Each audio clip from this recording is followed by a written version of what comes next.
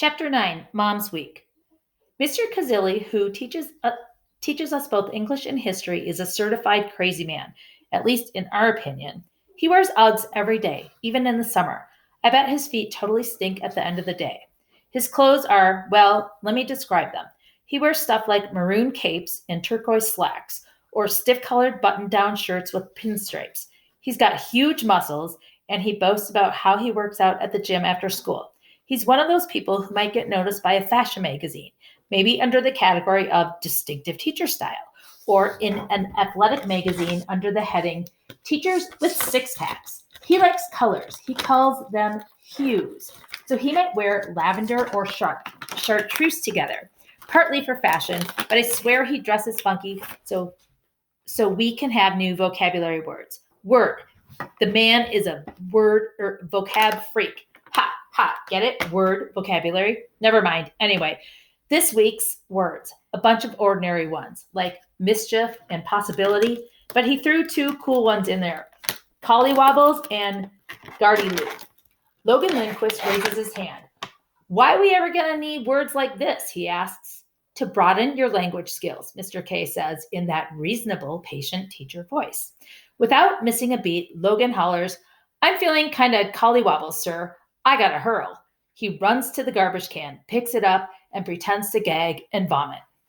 Of course, the class cracks up. And, of course, Mr. Kazilli is not amused. He opens his mouth to shut Logan up, when Logan suddenly hollers, Gardy-loo! And slings the contents of the wastebasket across the front of the room.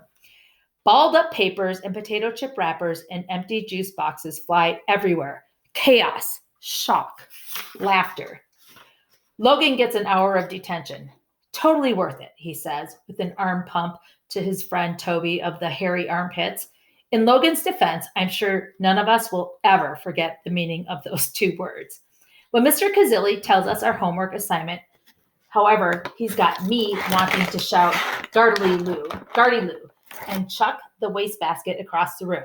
We have to write an essay called The Real Me.